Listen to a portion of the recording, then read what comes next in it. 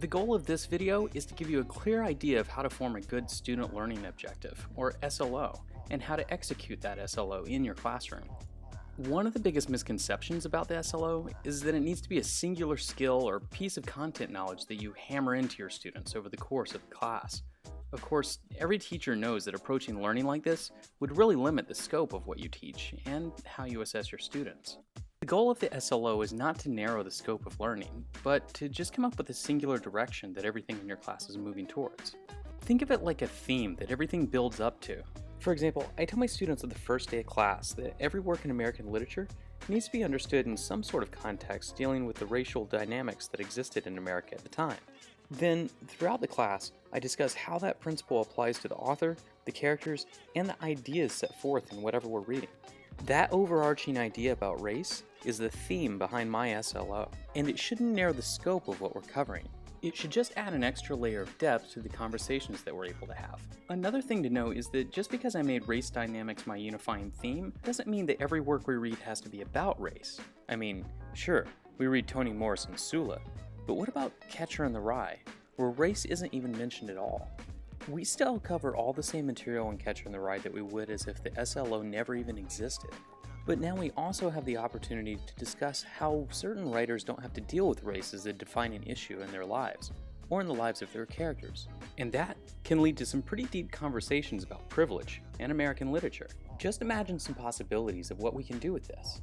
A history class could still cover all the same events that it did before, but now there would be an ongoing underlying study of how history is almost always written by the winner of a conflict. That would get students thinking even more critically about what they read, and thinking about history in terms of perspective. A writing class would become an ongoing study of persuasiveness, and how everything from mechanics to voice contributes to the credence and believability of a writer. A science class would still cover all the regular material, but it would have an ongoing study of the inquiry process, and each class could be driven by a question or series of questions that led to certain discoveries. Math classes would be taken out of the context of just being about numbers and equations, and instead there would be a greater focus placed on how those numbers and equations set up the laws that govern the physical reality around us. When we think about the SLO like this, we can see that it shouldn't narrow the curriculum in a classroom. And in fact, it's probably something that a lot of teachers are already doing in their classrooms. The SLO just tries to get us to more explicitly state what the theme of the class is, and to reinforce it more often as we move through our daily curriculum. The idea is to show students how seemingly individual ideas actually relate to each other through an anchor theme. Now that we have a better understanding of how to thematically frame the SLO, let's take a look at how to plan for it.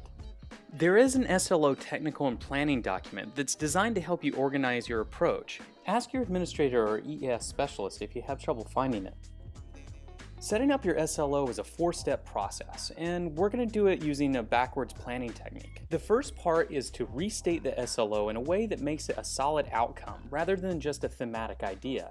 When I restate my SLO in EduSpeak, it sounds something like this. Students will be able to apply a race-based interpretive understanding to a work of literature, taking into account the author's background and perspective, and the race dynamics in the time in which it was written. An SLO for Algebra 2 might sound something like this.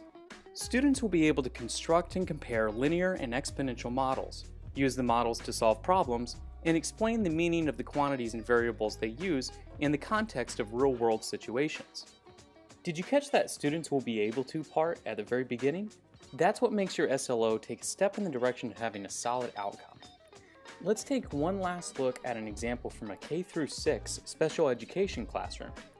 Students will apply knowledge and skills of verbal and nonverbal language to communicate effectively in various situations, one-to-one, small group, with peers and adults, and in community setting, and for a variety of purposes.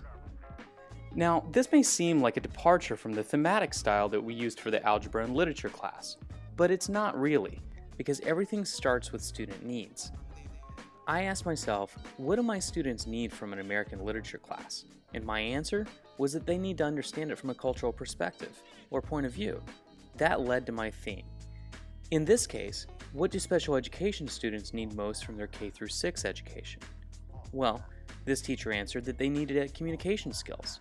So, communication becomes the theme for the class. Communication is key, and that idea drives this SLO outcome.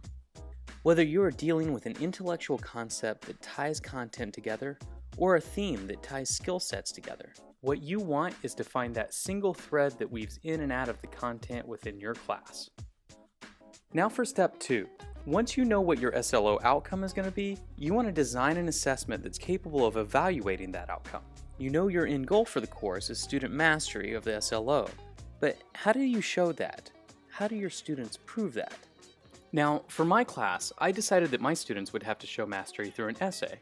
But here's the thing, you get to decide what the assessment is going to look like. Will it be through a science experiment that demonstrates the inquiry process? Maybe it'll be through a class presentation on a constant theme throughout history. It could be by testing on a series of skills that contribute to a bigger idea, or by writing a magazine article that blends narrative and journalistic writing styles. The choice for how your students will demonstrate mastery is up to you. Of course, there are certain guidelines for the rigor and relevance of your assessment. Assessments need to be of a high quality. A multiple choice test in an expository writing class is neither rigorous nor appropriate for the demands of the class. You also want to make sure that your scoring guidelines are clear. In order to learn more about this, you want to take a look at the rubric for rating the quality of student learning objectives. This document provides a checklist that will help you make sure that your SLO and its assessment are both solid. It's important to understand that your SLO shouldn't be the end-all be-all for your class. There's still a lot of other material that I'm going to cover in my class, and my students are still going to get tested on it. So the SLO isn't the only thing we learned, it was just the one thing that helped me tie the course together. Okay, that's it for step 2. Once you know what your summative assessment is going to look like, you want to start designing your formative assessments. What kind of formative assessments are going to help build your students up to completing the summative assessment at a high level? Do they need a series of group presentations? Do they need to be working on developing their essays and reflections? Or should they practice their test taking and quizzing skills for content knowledge? These formative assessments are where you're going to be collecting your data, so it's very important that they're all aligned to standards that are also aligned to your SLO. Now that we know what both the summative and the formative assessments are going to look like, we can figure out the instructional strategies that we're going to use in the classroom day to day. On a recent visit to Punahou, I observed a class called Literature in the Jazz Age, and I thought, man, if we could only do that in our public schools. Then I realized that through my SLO, I can. My decision to focus on race dynamics lent itself to the integration of music as a way of telling the story of race in America. Well, who's that riding? I had my students listen to old vaudeville and slave hymn-inspired music that later became the soul of the 20s, 30s, and 40s. That helped my students connect better with what it was like for the Jim Crow era community that was depicted in Toni Morrison's Sula.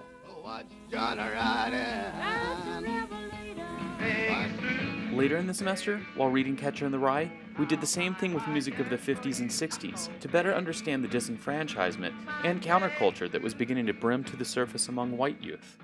In order to make listening sessions work for my class, I had to make sure that they contributed in some way to mastery of the formative and summative assessments, and that my other instructional strategies supported them. After the listening sessions, my students would engage in a whole class discussion, during which they would also take notes. Then we continued on with our reading of Sula by Toni Morrison, breaking occasionally to talk about concepts in the text. Periodically, students would break to write personal reflections about something that they realized from the music or from the reading that they hadn't before. At the end of the week, students were given 2 essay questions. One of those questions they were to answer in a small group, and the last one they had to answer individually. Those were the instructional strategies that I decided I would use in my classroom. Every few cycles, students would answer a capstone essay that would close out a chapter or section of reading, and those served as my formative assessments. My formative assessments prepared my students for their summative assessment, in which they put their race-based critical reading skills to work on a piece of their choosing. And that assessment was evaluated for mastery of the student learning objective. Good luck, and I hope this video helped you understand the SLO better as you move forward with planning your class for the next school year.